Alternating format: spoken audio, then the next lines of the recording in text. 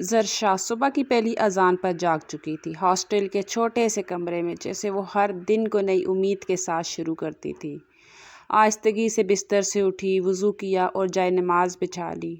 نماز کے بعد کھڑکی کے پاس آ کر آسمان کی نیلاہٹ کو دیکھا۔ یہ وہ منظر تھا جو اس کے گاؤں میں کبھی صاف دکھائی نہیں دیتا تھا۔ شہر کی یہ کھلی فضا، یہ آزادی، یہ تعلیم، زرشا کے لیے سب کچھ ایک خواب تھا جسے اس نے ضد اور حوصلے سے حقیقت بنایا تھا۔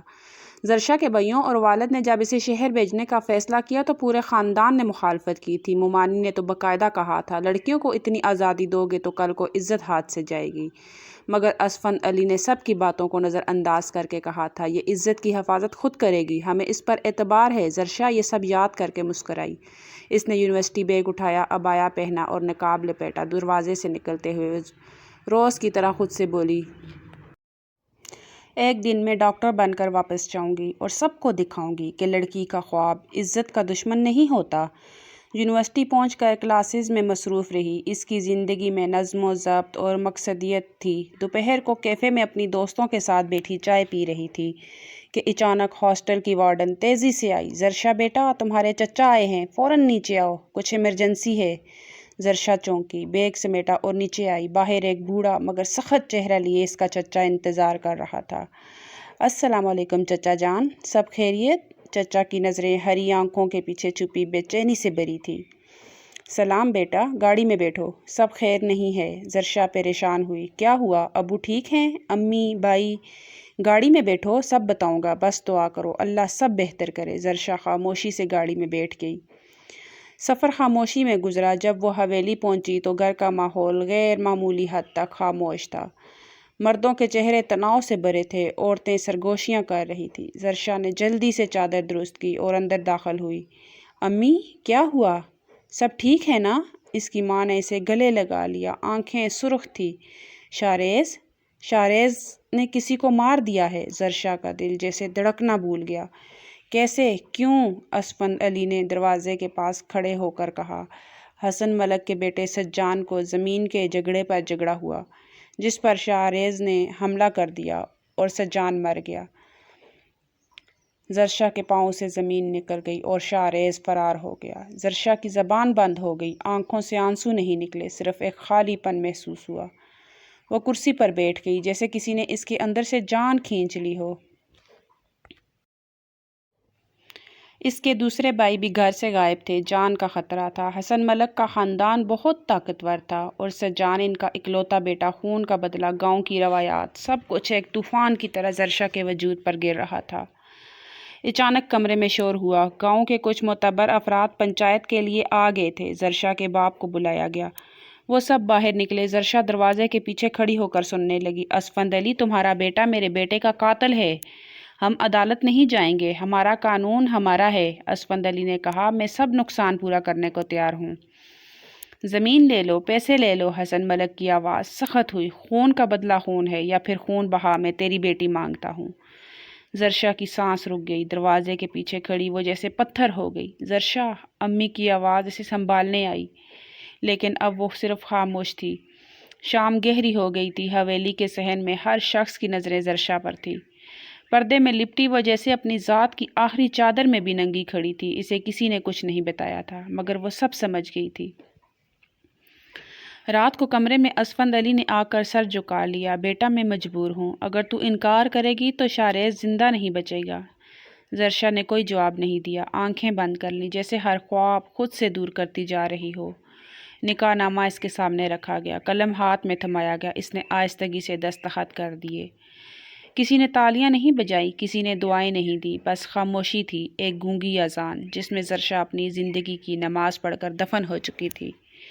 وہ اب ارمان حسن کی بیوی تھی، مگر اپنے لیے وہ صرف ایک قربانی تھی، خاموش، مجبور اور تنہا۔ زرشا کے نکاح نامے پر دستخط کرنے کے بعد حویلی کے صحن میں گہری خاموشی تھی۔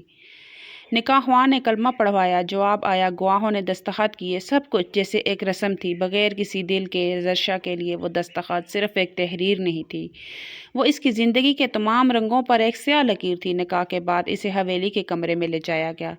جہاں نہ کوئی سہیلی، نہ ماں، نہ دعا، صرف ایک پرانی سی پلنگ، ایک لوہے کی صندوقچی اور بند دروازہ، باہر عورتوں کی سرگوشیاں۔ ونی ہے نا، یہی ہونا تھا۔ زرشا نے چادر سے چہرہ چھپا لیا۔ دن بیت گیا، شام ہوئی، رات کی تاریکی کمرے پر چھا گئی۔ کسی نے آ کر نہ کھانے کا پوچھا، نہ پانی کا۔ صبح ایک پرانی ملازمہ کمرے میں داخل ہوئی، ہاتھ میں چائے کا کپ اور پرانا سا شلوار قمیض کا جوڑا تھا۔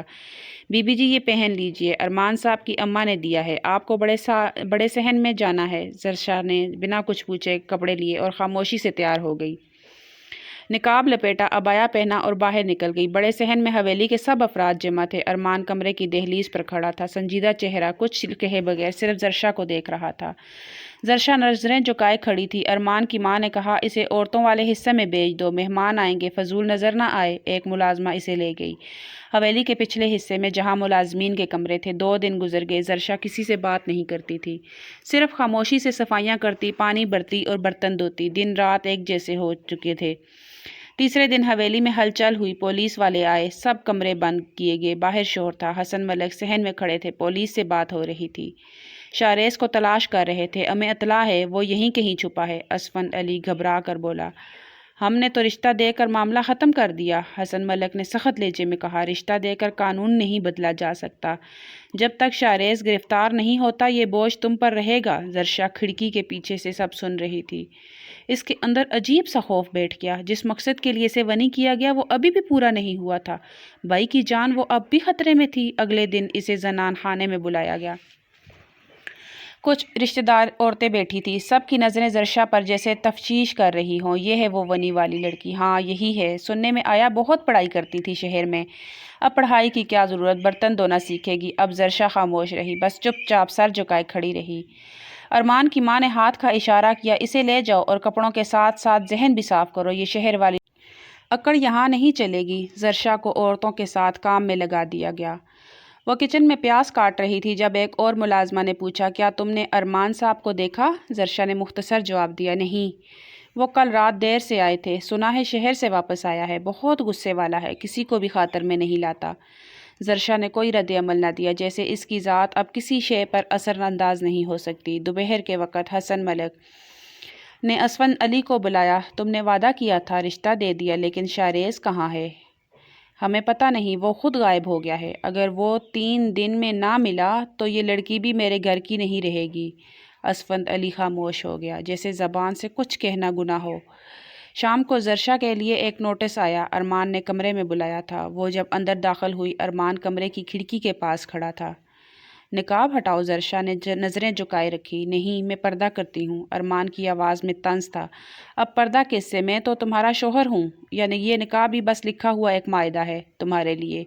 زرشا نے آہستہ سے کہا، میں نکاح کو مانتی ہوں مگر عزت سے۔ ارمان کچھ لمحے خاموش رہا، پھر سختی سے بولا، یہاں عزت کے معنی بدل چکے ہیں، تم یہاں ایک قیمت ہو، یاد رکھنا۔ زرشا نے کچھ نہیں کہا، خاموشی سے پلٹ گئی۔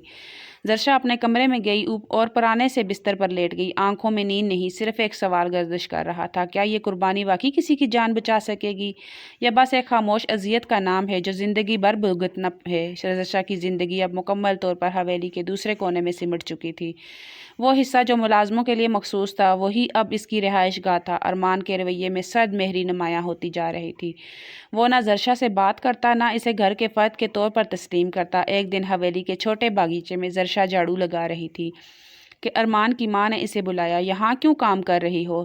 صفائی ہو رہی تھی۔ اماں جی، یہ تمہارا کام نہیں، تم تو صرف برتن اور جھاڑو تک محدود ہو، یاد رکھنا تم یہاں بہو نہیں ہو۔ زرشا نے چپ چاپ جھاڑو واپس رکھا اور اندر چلی گئی۔ کچن میں وہ دن رات مشقت میں لگی رہتی، کبھی آٹا گوندتی، کبھی سالن بناتی، کبھی کوٹھے سے سبزیاں اتارتی۔ اکثر حویلی کی لڑکیاں اس سے سوال کرتی، کیا واقعی تم شہر میں یونیورسٹی جاتی تھی؟ زرشا صرف اتنا کہتی، ہاں جاتی تھی۔ پھر یہاں کیا کر رہی ہو؟ وہ مسکرا کر کہتی، یہی نصیب میں تھا شاید، مگر اندر سے وہ جانتی تھی کہ یہ نصیب نہیں بدلا تھا، ایک سزا جو نہ مانگی نہ کمائی گئی، پھر بھی مل گئی۔ ارمان اکثر گھر سے غائب رہتا، شہر جاتا، دوستوں سے ملتا اور اکثر دیر سے واپس آتا۔ ایک رات حویلی واپس آیا، زرشا صحن صاف کر رہی تھی۔ ارمان نے تیز لہجے میں کہا، یہاں کیا کر رہی ہو رات کے اس وقت؟ زرشا نے گھبرا کر جواب دیا، صبح کے لیے صفائیاں مکمل کر رہی تھی۔ تمہیں دن رات کی تمیز نہیں؟ یہ حویلی ہے، تمہارا ہاسٹل نہیں، جو وقت کہا جائے وہی وقت ہے تمہارا۔ زرشا نے کچھ بولے بغیر صفائی مکمل کی۔ ارمان پلٹ کر اپنے کمرے میں چلا گیا۔ چند دن بعد حویلی میں بات پھیل گئی کہ ارمان دوبارہ تعلیم کے لیے بیرون ملک جا رہا ہے۔ سب عورتیں خوش تھیں، کچھ نے کہا شکر ہے، تھوڑا سکون ملے گا۔ ارمان کی ماں نے اسفند علی کو بلا کر کہا ہم نے بیٹے کو باہر بھیجنے کا فیصلہ کیا ہے۔ اسفند علی نے حامی بھری۔ زرشا کو خبر ملی تو وہ بس سوچتی رہ گئی، نہ خوش ہوئی نہ دکھی۔ وہ جانتی تھی کہ ارمان کی غیر موجودگی شاید اس کے لیے کچھ سانس لینے کا موقع ہو، مگر یہ خوشی عارضی ہوگی۔ ایک دن صبح حویلی کے دروازے پر گاڑی تیار کھڑی تھی۔ ارمان نے سامان رکھا، ماں باپ سے الوداعی مصافحہ کیا، زرشا کو دیکھا بھی نہیں۔ گاڑی روانہ ہوئی۔ چند دن تک گھر میں ایک غیر محسوس سکون چھا گیا۔ زرشا اب قدرے آزادی سے سانس لے سکتی تھی، مگر ذمہ داریاں ویسی ہی تھیں۔ اب وہ باورچی خانے کے علاوہ دھلائی، صفائی اور چھوٹے بچوں کی دیکھ بھال بھی لگ گئی تھی۔ ایک روز حویلی کے کونے میں پرانے صندوق سے کپڑے نکال رہی تھی تو ایک نوجوان ملازمہ آئی۔ تمہیں کبھی ارمان صاحب کی یاد نہیں آتی؟ زرشا نے مختصر جواب دیا، نہیں، وہ تو باہر چلے گئے، اب شاید سالوں واپس نہ آئیں۔ زرشا نے سر جھکا لیا، دل میں ایک خاموش دعا کی، اگر وہ واقعی اتنی دور چلے جائیں کہ میرا سایہ بھی ان پر نہ پڑے تو شاید ہم دونوں ہی آزاد ہو جائیں۔ حویلی میں 3 سال بعد ارمان کے واپس آنے کی خبر جیسے ایک خبر نہ ہو، ہنگامہ ہو۔ صفائیاں تیز ہو گئی، نئے پردے بدلے جا رہے تھے، مہمان خانے کی قالین جاڑی جا رہی تھی۔ ہر ملازمہ دوڑ دھوپ میں لگی تھی۔ بڑے لان میں نئے پھولوں کے گملے رکھوائے گئے۔ سب کو ہدایات دی گئی تھی کہ ارمان کی آمد پر کسی قسم کی لاپرواہی برداشت نہیں کی جائے گی۔ زرشا نے اپنا معمول بدل لیا تھا۔ وہ اب باورچی خانے سے نکل کر کمروں کی صفائی کے کام میں بھی لگی تھی۔ جس روز ارمان کا طیارہ لینڈ ہوا، اس روز وہ اس کے کمرے کی ترتیب میں مصروف تھی۔ سائڈ ٹیبل پر نئی چادر بچھائی، الماری کے ہینگرز سیدھے کیے اور بیڈ کے نیچے جھاڑو دے رہی تھی جب دروازہ آہستگی سے کھلا۔ ارمان نے قدم رکھا، ہاتھ میں ٹرالی بیگ تھا۔ چہرہ تھکا ہوا تھا مگر تاثر پرانا نہیں، وہی سختی، وہی خود اعتمادی۔ زرشا نے نقاب کیے رکھا، کام مکمل کرنے لگی۔ ارمان نے دروازے پر کھڑے ہو کر نظریں گم کر دی جیسے کچھ کھوج رہا ہو۔ پھر اچانک وہ چونک گیا۔ اس کی نظروں کا مرکز زرشا کا چہرہ تھا جو نقاب کے پیچھے چھپا ہوا تھا، مگر صفائی کرتے ہوئے جیسے ہوا کی ایک ہلکی سی لہر نے نقاب سرکا دیا اور وہ ایک لمحے کے لیے چہرہ نمایاں ہو گیا۔ ارمان کے دل نے بے اختیار ایک دھڑکن چھوڑ دی۔ وہی چہرہ 3 سال پہلے شہر کے کیفے میں جہاں وہ دوستوں کے ساتھ بیٹھا تھا اور یہ لڑکی اپنی سہیلیوں کے ساتھ ہنس رہی تھی۔ ایک دوست کے ہاتھ لگنے سے اس کا نقاب گر گیا تھا۔ وہ چہرہ ارمان کے دل میں جیسے پگھل گیا تھا۔ لیکن یہ کیسے ممکن ہے؟ رک جاؤ، ارمان کی آواز میں حیرت، بے یقینی اور کچھ انجانا سا جوش تھا۔ زرشا چونک گئی، نقاب دوبارہ درست کیا اور آہستہ سے بولی، صفائی کر رہی تھی، ابھی نکل جاتی ہوں۔ ارمان 2 قدم اندر آیا تھا۔ تم کون ہو؟ زرشا کے ہاتھ کانپے۔ میں ملازمہ ہوں۔ جھوٹ! ارمان نے آگے بڑھ کر اس کا نقاب تھام لیا۔ یہ چہرہ میں کبھی نہیں بھول سکتا۔ 3 سال پہلے کیفے میں تم وہی ہو نا؟ زرشا کے لب کپ کپائے۔ آپ کو غلط فہمی ہوئی ہے۔ غلط فہمی؟ تم میرے نکاح میں ہو اور تم کہتی ہو میں غلط ہوں؟ زرشا کے قدم پیچھے ہٹے۔ آپ بھول رہے ہیں، میں ونی میں آئی تھی۔ ارمان پیچھے ہٹ گیا، صوفے پر بیٹھ گیا جیسے زمین اس کے قدموں تلے سے نکل گئی ہو۔ وہ سر تھام کر بیٹھا رہا۔ زرشا خاموشی سے دروازے کی طرف بڑھی اور باہر نکل گئی۔ پورے دن حویلی میں اس واقعے کی کسی کو خبر نہ ہوئی۔ ارمان کمرے میں بند رہا، کھانے کی میز پر بھی نہ آیا۔ سب نے یہی سمجھا کہ سفر کی تھکن کی وجہ سے اگلے روز صبح جلدی ارمان باہر لان میں چہل قدمی کر رہا تھا۔ زرشا صحن کی جھاڑو لیے آنگن میں کام کر رہی تھی۔ دونوں کی نظریں ایک لمحے کو ٹکرائی مگر کوئی رد عمل نہ ہوا۔ ارمان نے اپنے کمرے میں واپس جا کر پرانی فائلیں کھولی، زرشا کے نکاح نامے کو نکالا، پڑھا، انگلیاں کانپنے لگی۔ زرشا بنت اسفند علی، یہ تو وہی ہے، وہ خود سے بولا۔ تو وہ لڑکی جسے میں برسوں ڈھونڈتا رہا، جس کا چہرہ ایک پل کو بلایا نہیں جا سکا، وہ میری ہی بیوی نکلی۔ اس دن وہ کسی سے نہ ملا، نہ کوئی بات کی، صرف چھت پر جا کر دیر تک آسمان کو تکتا رہا۔ 2 دن گزرے، ارمان نے زرشا کو دوبارہ نہیں بلایا، مگر وہ چھپ چھپ کر اسے دیکھتا رہا۔ ہر بار دل کی دھڑکن بڑھ جاتی، ذہن سوال کرتا، یہ وہی ہے جس سے نفرت تھی؟ پھر کوئی اور سوال اٹھتا، اور جس چہرے سے محبت ہوئی وہ بھی یہی ہے؟ حویلی کے مرد اور عورتیں ارمان کی خاموشی پر حیران تھے، مگر کسی نے کچھ پوچھنے کی جرات نہ کی۔ اسی دوران حویلی میں نئے چہرے کی آمد ہوئی۔ رمشا، ارمان کی پھپھو کی بیٹی، جو اپنی ماں کے ساتھ کچھ دنوں کے لیے آئی تھی، وہ زرشا پر پہلا وار کرتے ہوئے بولی، یہی ہے نا وہ نکاح والی؟ کیسی دبی دبی رہتی ہے، بالکل ملازمہ جیسی۔ زرشا نے سن کر کچھ نہ کہا، لیکن محسوس کیا کہ طوفان آہستہ آہستہ واپس آ رہا ہے۔ حویلی کے بڑے دالان میں بیٹھے ارمان کے سامنے چائے کا کپ رکھا تھا، مگر اس نے چھوا تک نہیں۔ ایک طرف اس کے والد حسن ملک، دوسری طرف ارمان کی ماں اور سامنے زمشا کی ماں بیٹھی تھی۔ بات نکاح کی چل رہی تھی، مگر ارمان کی آنکھوں میں کہیں اور کسی کا عکس تھا۔ اب بس کر دو ارمان، تم آئے ہوئے ہو بھی 10 دن ہو گئے ہیں۔ نکاح کی تاریخ رکھ دیتے ہیں، رشتہ بھی تو برسوں پرانا ہے، حسن ملک نے قدرے سختی سے کہا۔ ارمان نے سر جھکایا، پھر بولا، جی بہتر، آپ جیسے مناسب سمجھیں۔ رمشا کی ماں نے خوشی سے ماں کو دیکھا اور بات تقریب کی تیاریوں تک جا پہنچی۔ زرشا اس وقت دالان کے باہر پانی کے جگ اور گلاس لیے کھڑی تھی۔ اندر کی گفتگو اس کے کانوں میں پڑ چکی تھی۔ وہ چپ چاپ واپس پلٹی، کچن میں آئی اور برتن دھونا شروع کر دیے۔ اس شام حویلی میں رنگ و رونق کا آغاز ہو گیا۔ پردے بدلے گئے، صحن میں روشنیوں کی لڑیوں کی پیمائش کی جا رہی تھی۔ باورچی خانے میں خصوصی مینیو پر بات چیت ہو رہی تھی۔ مہمانوں کی لسٹیں بننے لگی۔ ارمان سب کچھ دیکھتے ہوئے بھی جیسے ان تمام انتظامات کا مہمان ہو۔ وہ رات کو چھت پر جا بیٹھتا، جہاں زرشا اکثر کپڑے سکھانے آتی تھی۔ اگلے دن رمشا نے زرشا کو کمرے میں بلایا۔ جیسے ہی وہ اندر داخل ہوئی، رمشا نے اسے اوپر سے نیچے تک دیکھا۔ تمہاری حالت تو واقعی ملازمہ جیسی ہو گئی ہے۔ نکاح کے باوجود کیا کوئی تمہیں بیوی مانتا بھی ہے؟ زرشا نے نظریں جھکا لی، جواب نہ دیا۔ ارمان میرا ہونے جا رہا ہے اور میں تمہیں صرف اس لیے برداشت کر رہی ہوں کیونکہ مجھے رحم آتا ہے تم پر، زرشا نے آہستہ سے کہا۔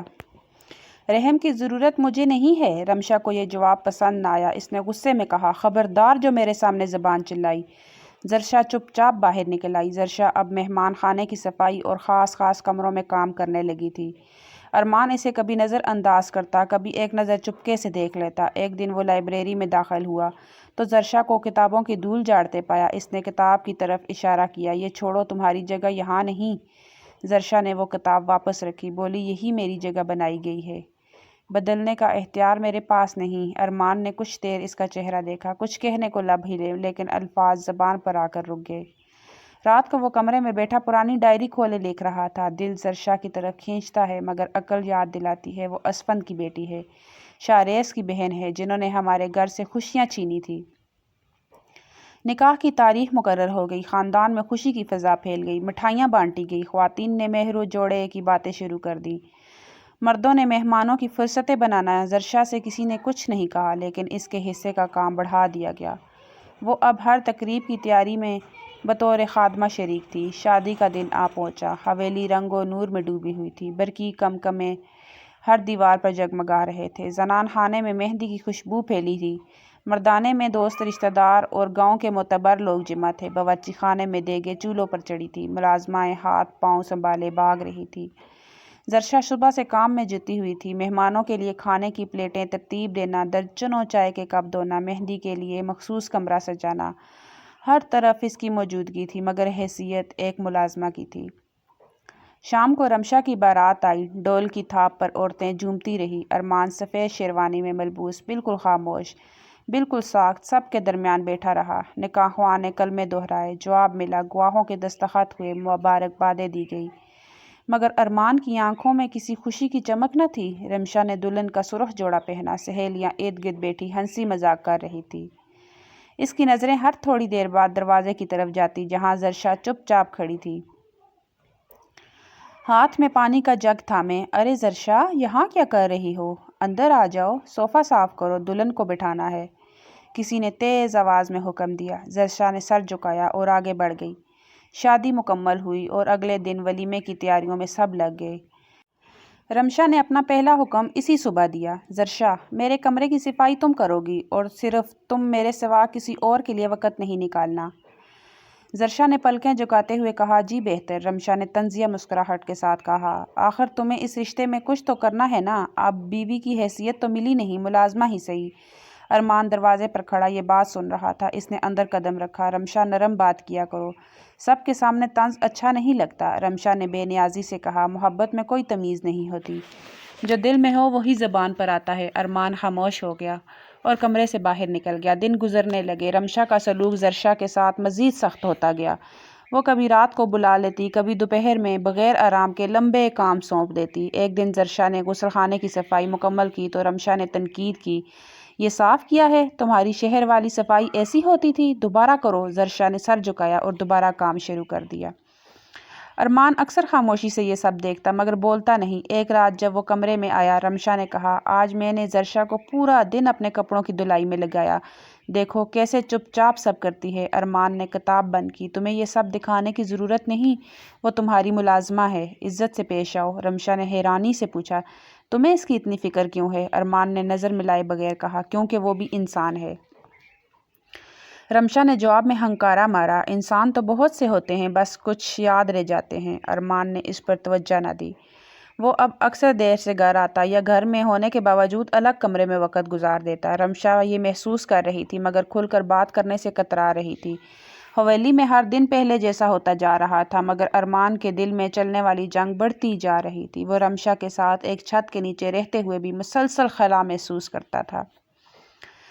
زرشا کی خاموشی، ہر کام میں مکمل تابعداری اور ہر ظلم پر صبر، یہ سب اب اس کے لیے ایک کانٹے کی طرح بن چکا تھا۔ ایک صبح وہ ناشتے کیے بغیر حویلی سے نکل گیا۔ گاڑی تیز رفتاری سے شہر کی طرف رواں تھی۔ اس نے فون نکالا اور اپنے دوست فراز کو کال کی۔ یار شہر آ رہا ہوں، ملنا ہے تم سے۔ فراز نے فوراً کہا، ہاں بھائی آ جا، کافی دن ہو گئے۔ دوپہر تک وہ شہر پہنچ چکا تھا۔ فراز کا فلیٹ پوش علاقے میں تھا۔ دروازہ کھلا، فراز نے گرم جوشی سے گلے لگایا، کیا حال ہے؟ تو اتنا خاموش کیوں لگ رہا ہے؟ ارمان نے مسکراہٹ کے ساتھ کہا، بس کچھ باتیں کرنی تھی۔ دونوں صوفے پر بیٹھے، کافی کا مگ سامنے آیا۔ تھوڑی خاموشی کے بعد ارمان نے سر جھکایا، فراز کبھی تم نے کسی کو بے قصور ہوتے ہوئے سزا ملتے دیکھا ہے؟ فراز نے چونک کر کہا، بات گہری ہے، صاف بات کر۔ ارمان نے سانس کھینچا، زرشا کی بات کر رہا ہوں۔ کون زرشا؟ فراز نے حیرانی سے پوچھا، میری بنی والی بیوی، 3 سال پہلے گاؤں کے فیصلے میں مجھے ملی، نکاح ہوا مگر دل سے کبھی قبول نہیں کیا۔ فراز نے سنجیدگی سے سر ہلایا۔ پھر یہ کہ میں اسے نظر انداز کرتا رہا، ایک ملازمہ کی طرح رکھا، اس پر ظلم ہوتا دیکھا مگر چپ رہا، اور اب جب میں جان چکا ہوں کہ وہ وہی لڑکی ہے جس کا چہرہ 3 سال پہلے شہر میں دیکھ کر دل رک گیا تھا، تو دل چین نہیں لینے دیتا۔ فراز نے کچھ دیر سوچا، پھر بولا، تمہیں معلوم ہے تمہارے دل میں کیا ہے، مگر تم نے اب تک قدم کیوں نہیں اٹھایا؟ کیونکہ وہ شاریز کی بہن ہے جس نے میرے بھائی کو مارا۔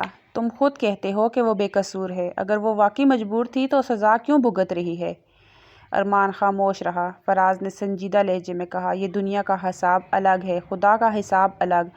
تم اگر اس کے حقدار ہو تو تم سے اس کے حقوق کا سوال بھی ہوگا۔ ارمان نے الجھ کر پوچھا، تو اب کیا کروں؟ اسے اس کا مقام دو، اگر اس سے محبت ہے تو ڈرو مت، انصاف کرو، صرف انسان کے سامنے نہیں، خدا کے سامنے بھی۔ کمرے میں خاموشی چھا گئی۔ فراز نے آخر میں کہا، تم حویلی کے مرد ہو، تمہارا ایک فیصلہ بہت کچھ بدل سکتا ہے، لیکن وہ فیصلہ کرو جس پر کل پچھتانا نہ پڑے۔ ارمان اس شام واپس حویلی نہ گیا۔ اس نے ایک ہوٹل میں کمرہ لیا، خود سے سوال کرتا رہا۔ ایک طرف رمشا تھی جو اس کی بیوی کہلاتی تھی مگر جس سے دل نہ جڑ سکا، دوسری طرف زرشا تھی جو اس کے نکاح میں تھی مگر جسے عزت نہ ملی۔ صبح کی روشنی نے حویلی کے صحن میں اپنا رنگ بکھیرنا شروع کیا تو زرشا نے بستر چھوڑا اور معمول کے کاموں میں لگ گئی۔ جسم کے درد سے وہ ہلکی ہلکی کراہتی رہی مگر ہاتھ رکے نہیں۔ کچن میں چولہے کی آگ جلانے کے بعد اس نے برتن دھونا شروع کیے۔ حویلی کی خواتین ایک ایک کر کے جاگنے لگی۔ رمشا سب سے آخر میں کمرے سے نکلی۔ اس نے زرشا کو دیکھا تو آنکھوں میں جلتی نفرت چمکنے لگی۔ بغیر کچھ کہے کچن میں آئی، پانی کا جگ بھرنے کے بہانے زرشا کے قریب پہنچی اور کندھے پر زور سے ہاتھ مارا۔ تم سے جب بھی کوئی کام کہا جاتا ہے تم سستی کرتی ہو۔ میں نے کل شام تمہیں کہا تھا میرے کپڑے استری کر کے رکھنا، کیوں نہیں رکھے؟ زرشا نے آہستہ سے کہا، میں نے کیے تھے، شاید ملازمہ نے دوسری جگہ رکھ دیے ہوں گے۔ جھوٹ بولتی ہو؟ رمشا نے قریب رکھا لکڑی کا ڈنڈا اٹھایا اور زرشا پر وار کر دیا۔ زرشا کا ہاتھ اوپر اٹھا، ڈنڈا بازو پر لگا۔ رمشا نے رکنے کا نام نہ لیا۔ اب تمہیں ایسا سبق سکھاؤں گی کہ ساری عقل ٹھکانے آ جائے گی۔ زرشا پیچھے ہٹی، زمین پر گری مگر رمشا نے دوسرا وار کیا، پھر تیسرا۔ اسی لمحے حویلی کے گیٹ پر گاڑی آ کر رکی۔ ارمان اندر داخل ہوا۔ قدموں کی چاپ تیز تھی۔ صحن میں آتے ہی وہ منظر جیسے اس کے حواس سلب کر گیا۔ رمشا ہاتھ میں ڈنڈا لیے زرشا کو پیٹ رہی تھی اور اس آس پاس کچھ خواتین خاموش تماشائی بنی کھڑی تھی۔ بس! ارمان کی گرجدار آواز نے سب کو ساگ کر دیا۔ رمشا کی حرکت تھم گئی۔ اس نے چونک کر ارمان کو دیکھا۔ آپ کب آئے؟ ارمان تیز قدموں سے آگے بڑھا، رمشا کا ہاتھ سے ڈنڈا کھینچ کر پرے پھینکا اور ایک زوردار تھپڑ اس کے گال پر جڑ دیا۔ رمشا سن ہو کر زمین پر بیٹھ گئی۔ کیا تم انسان ہو یا کوئی درندہ؟ شرم نہیں آتی ایک بے بس عورت پر ہاتھ اٹھاتے ہوئے؟ کسی نے کچھ کہنے کی جرات نہ کی۔ ارمان نے جھک کر زرشا کو سہارا دیا۔ اٹھو، چلو میرے ساتھ۔ زرشا کراتی ہوئی کھڑی ہوئی۔ ارمان نے اس کا بازو تھاما اور اسے اندر کمرے میں لے گیا۔ دروازہ بند کیا۔ اندر زرشا کو بیڈ پر بٹھایا۔ وہ آنکھیں چرا رہی تھی۔ چہرہ خوف سے سیاہ پڑا ہوا تھا۔ ارمان نے کمرے کی دراز سے مرہم نکالا مگر ہاتھ رک گیا۔ اپنا آستین اوپر کرو۔ زرشا نے آہستگی سے انکار کیا۔ میں ٹھیک ہوں زرشا، یہ ضد نہیں چلے گی، ابھی دکھاؤ۔ زرشا نے کپ کپاتے ہاتھوں سے آستین اوپر کی۔ نیلا پڑا بازو، خراشیں اور ہلکی سی خون کی لکیر صاف نظر آ رہی تھی۔ ارمان کا چہرہ سنجیدہ ہو گیا۔ اس نے مرہم نکالا، روئی بگوئی اور زخموں پر رکھ دی۔ یہ ظلم بہت ہو گیا، تم نے کیوں نہیں بتایا پہلے؟ زرشا نے نگاہ نیچے رکھتے ہوئے کہا۔ بتا کر کیا ہوتا؟ سب کے سامنے شرمندہ ہونا پڑتا۔ چپ رہنے میں سکون تھا، یہ چپ رہنا اب ختم ہوگا۔ تم کسی کی جاگیر نہیں ہو، تم میری بیوی ہو۔ زرشا نے چونک کر اسے دیکھا۔ مگر آپ نے تو… ارمان نے جملہ کاٹ دیا۔ جو کیا وہ میری نادانی تھی، لیکن اب میں سب ٹھیک کروں گا۔ دروازہ کھٹکا۔ ایک ملازمہ نے آ کر اطلاع دی، ملک صاحب بلا رہے ہیں، رمشا کی طبیعت خراب ہو گئی ہے۔ ارمان نے کہا، انہیں بتاؤ میں مصروف ہوں۔ ملازمہ چلی گئی۔ زرشا نے آہستگی سے کہا، اس سے سب ناراض ہوں گے، مجھے اور بدنامی ملے گی۔ جو برداشت تم نے کی ہے وہ اب میں برداشت نہیں کروں گا۔ تمہیں انصاف ملے گا چاہے کچھ بھی ہو۔ کوئی کچھ بھی کہے۔ دوپہر تک ارمان نے زرشا کے تمام زخم صاف کیے، اسے آرام کرنے کو کہا اور خود باہر نکلا۔ ڈرائنگ روم میں خاندان کے بزرگ جمع تھے۔ حسن ملک بھی موجود تھے۔ یہ کیا تماشا ہے ارمان؟ تم نے رمشا پر ہاتھ اٹھایا؟ حسن ملک کی آواز غصے سے کانپ رہی تھی۔ رمشا نے زرشا پر تشدد کیا، وہ زمین پر پڑی تھی، زخمی تھی، میں نے وہی کیا جو ایک مرد کو کرنا چاہیے۔ زرشا؟ وہ ملازمہ کسی نے طنز سے کہا۔ نہیں، میری بیوی، نکاح والی، قانونی اور شرعی بیوی، اور آج کے بعد اگر کسی نے اسے کم تر سمجھا تو میرا سامنا کرے گا۔ رمشا کی ماں بولی، ہماری بیٹی کی بے عزتی کی گئی ہے، یہ نکاح برقرار نہیں رہ سکتا۔ ارمان نے سرد لہجے میں کہا، جانا چاہتی ہے تو جا سکتی ہے، زبردستی کا رشتہ اب نہیں چلے گا۔ ماحول سنجیدہ ہو گیا، کسی نے مزید بات کرنے کی ہمت نہ کی۔ اس شام ارمان واپس زرشا کے کمرے میں آیا، وہ بیڈ پر خاموش لیٹی تھی۔ تیار ہو جاؤ، تمہیں کل شہر لے جا رہا ہوں، یہاں تمہارے لیے کوئی جگہ نہیں بچی۔ زرشا نے پوچھا، اور حویلی؟ سب رشتے؟ اب تمہارا رشتہ صرف مجھ سے ہے، باقی سب بعد میں دیکھیں گے۔ صبح سویرے ارمان نے زرشا کو اسپتال لے جانے کی تیاری مکمل کر لی۔ گاڑی میں بیٹھتے وقت زرشا نقاب میں لپٹی ہوئی تھی، چہرہ زرد اور بدن نڈال مگر خاموش۔ رستے بھر ارمان نے ایک لفظ نہ کہا اور زرشا نے ایک سوال نہ کیا۔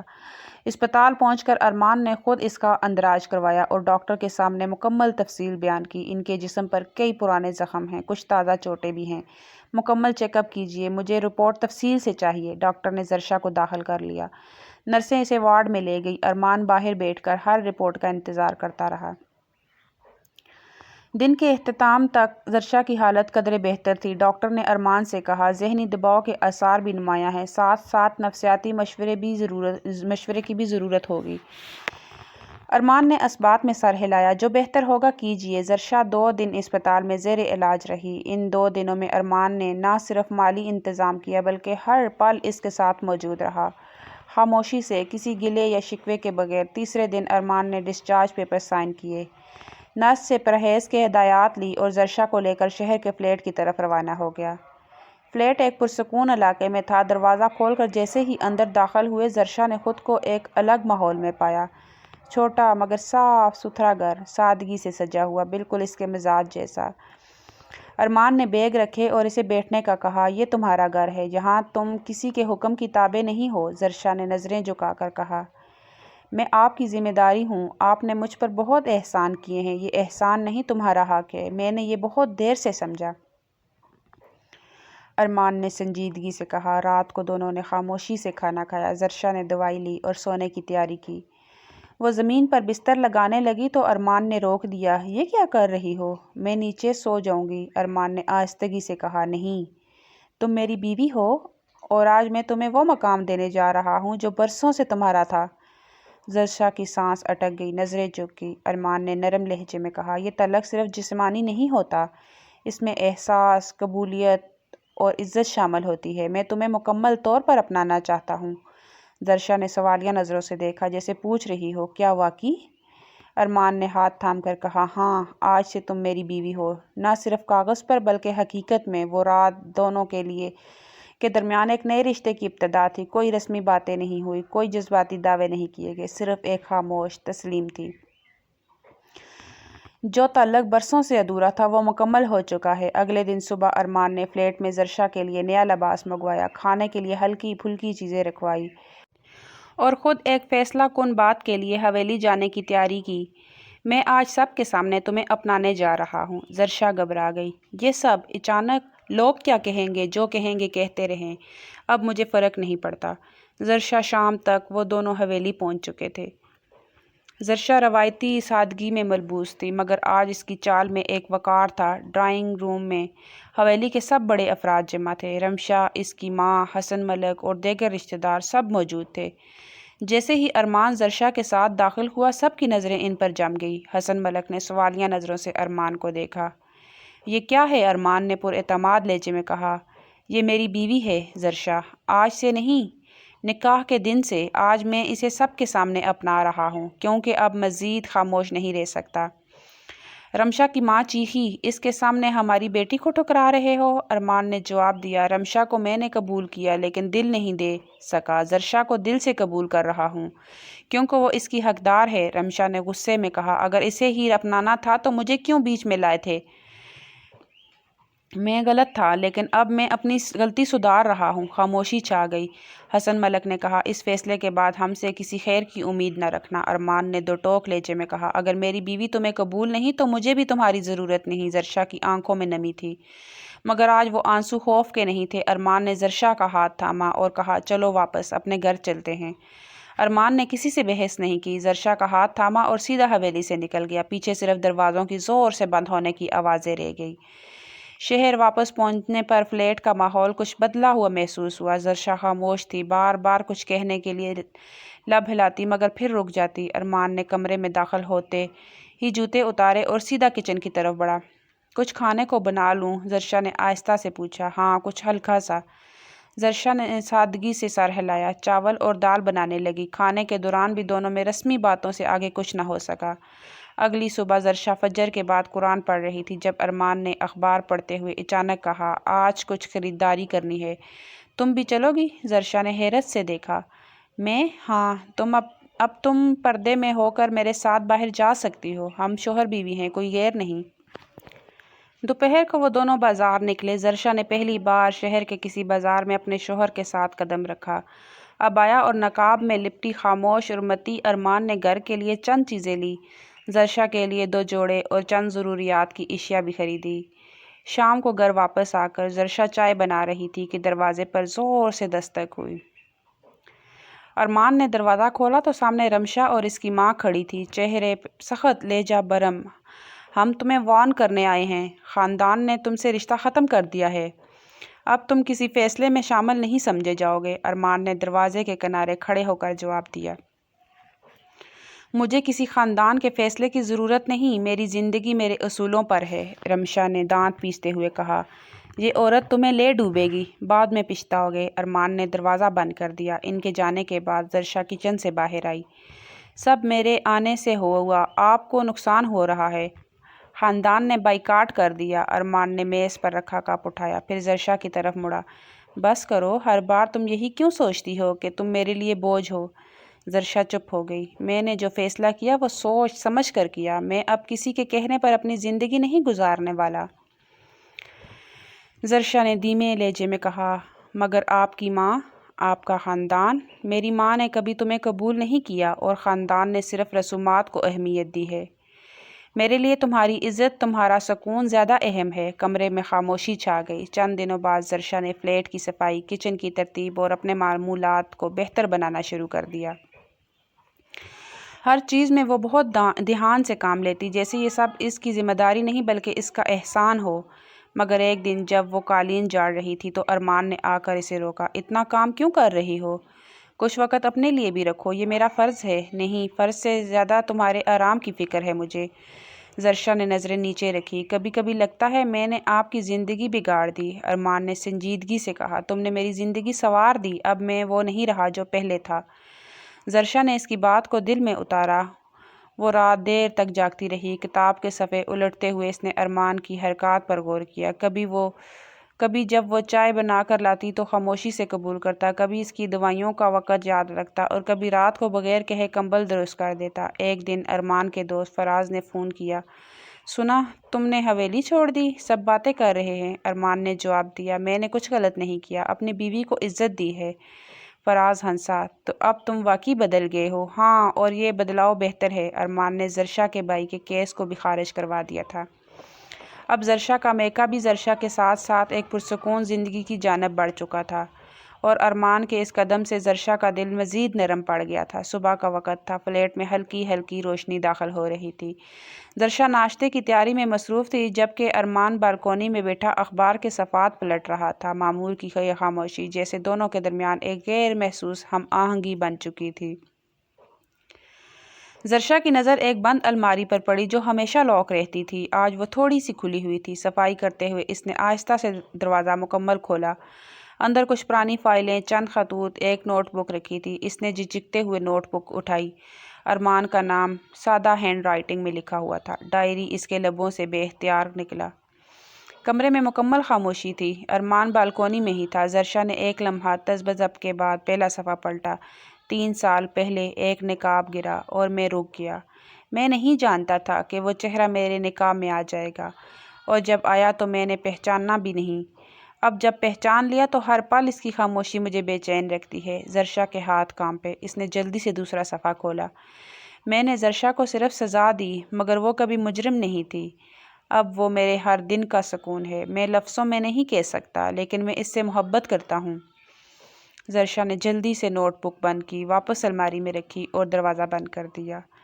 دل کی دھڑکنیں تیز تھی، مگر چہرہ مکمل پرسکون۔ وہ واپس کچن میں آئی، جیسے کچھ ہوا ہی نہ ہو۔ اسی شام جب ارمان نے دسترخوان پر بیٹھ کر کھانے کی پہلا لقمہ لیا تو زرشا نے غیر متوقع طور پر کہا، آج دال میں نمک کم تھا۔ ارمان نے چونک کر اسے دیکھا، پھر ہلکے سے مسکرا کر کہا، نہیں، بالکل ٹھیک ہے۔ آج تم کچھ زیادہ خوش لگ رہی ہو۔ نہیں، ویسے ہی۔ زرشا نے نظریں چرائی۔ رات کو جب وہ بستر پر لیٹی ارمان کتاب پڑھ رہا تھا۔ زرشا نے آہستہ سے کہا، کبھی کبھی انسان دل کی بات زبان سے نہیں کہتا، لیکن کاغذ پہ لکھ دیتا ہے۔ ارمان نے ایک لمحہ رک کر اسے دیکھا، پھر دوبارہ کتاب کی طرف پلٹ گیا۔ ہاں، کچھ باتیں لفظوں میں آسان ہوتی ہیں، سامنے کہنا مشکل۔ زرشا نے خاموشی سے کمبل اوڑھ لیا، مگر چہرے پر مسکراہٹ پھیل گئی۔ مہینے گزرنے لگے۔ فلیٹ کی دیواروں کے بیچ اب صرف خاموشی نہیں تھی، بلکہ ایک مکمل زندگی پروان چڑھ رہی تھی۔ زرشا کو گھر کے معمولات، ارمان کے وقت اور خود پر کیے جانے والے ہر چھوٹے عمل میں ایک خاص اپنائیت محسوس ہونے لگی تھی۔ ایک دن زرشا نے معمول سے ہٹ کر دوپہر میں کیک کی۔ ارمان فوراً چونکا۔ کیا طبیعت خراب ہے؟ زرشا نے آہستہ سے کہا، بس تھوڑی سی کمزوری ہے شاید۔ ارمان اسے فوراً کلینک لے گیا۔ چیک اپ کے بعد ڈاکٹر نے مسکرا کر کہا، مبارک ہو، آپ باپ بننے والے ہیں۔ ارمان کی آنکھوں میں خوشی کی چمک آئی۔ باہر آ کر گاڑی میں بیٹھتے ہی اس نے زرشا کا ہاتھ تھاما۔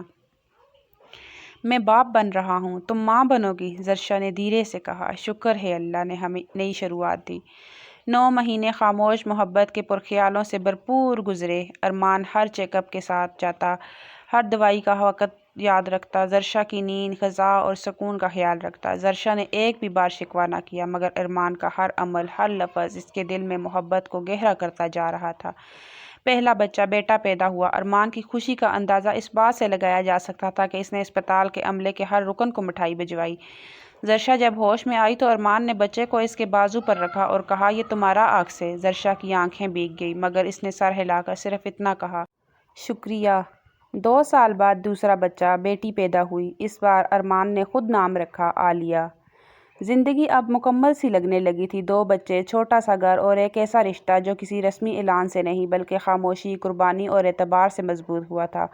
فلیٹ کی کھڑکی سے آتی ہلکی دھوپ میں زرشا کپڑے طے کر رہی تھی جب ارمان کے فون کی گھنٹی بجی۔ اس نے فون اٹھایا اور دوسری طرف سے آنے والی آواز سن کر چہرے کا رنگ بدل گیا۔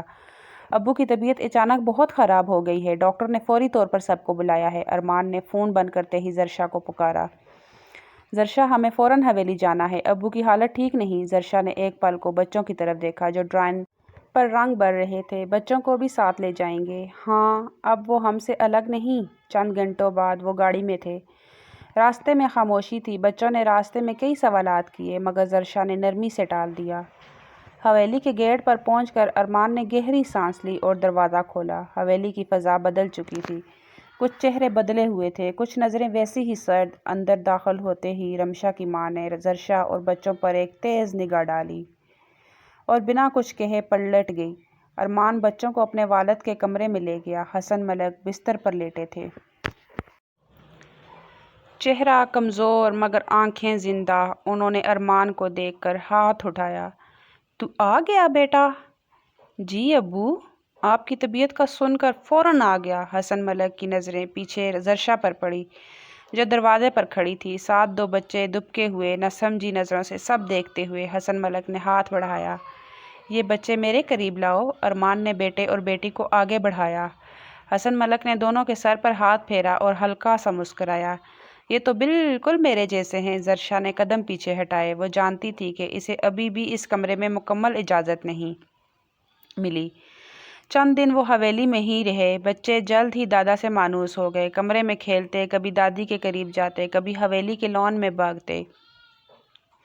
خاندان کی عورتیں بھی بچوں سے نرم ہو گئی، خاص طور پر جب انہوں نے عالیہ کو اپنے ہاتھوں سے گڑیا کی شادی کرتے دیکھا۔ مگر زرشا، وہ اب بھی مہمان جیسی تھی۔ کھانے کی میز پر اس کے لیے کوئی جگہ نہ رکھی جاتی۔ خواتین کے درمیان بیٹھنے کی اجازت نہیں ملتی۔ وہ خاموشی سے بچوں کو سنبھالتی، ان کے کپڑے دھوتی، دوپہر کو دعائیں دیتی اور شام ہوتے ہی الگ کمرے میں بند ہو جاتی۔ ایک شام جب سب کھانے پر تھے، ارمان نے سب کے سامنے صاف لفظوں میں کہا، اگر میری بیوی کو اب بھی تم لوگ تسلیم نہیں کر سکتے تو مجھے اور بچوں کو یہاں رکنے کا کوئی فائدہ نہیں۔ حویلی میں سناٹا چھا گیا۔ حسن ملک نے چمچ ہاتھ سے رکھ دیا۔ ارمان، بات کا انداز نرمی سے ہونا چاہیے۔ نرمی تب ہو جب برسوں کا رویہ بدلنے کی کوئی کوشش ہو۔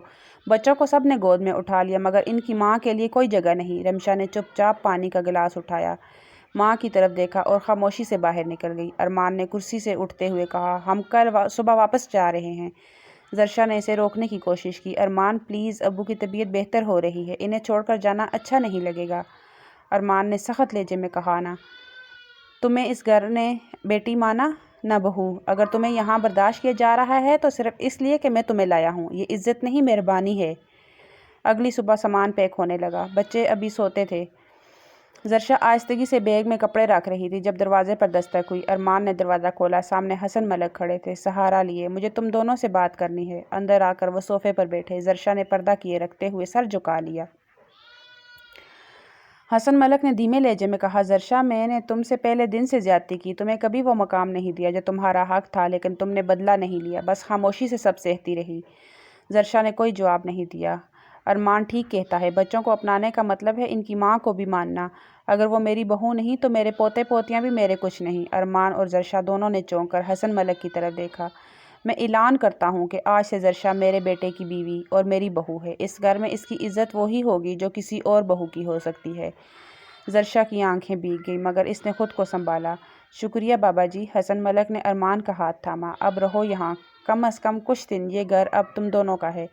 زرشا نے آہستہ سے ارمان کی طرف دیکھا۔ پہلی بار اسے یوں لگا جیسے زندگی واقعی مکمل ہو گئی ہو۔ سٹوری پسند آئی ہو تو سٹوری کو لائک کر دیں، چینل کو سبسکرائب کر دیں۔ Thanks for watching.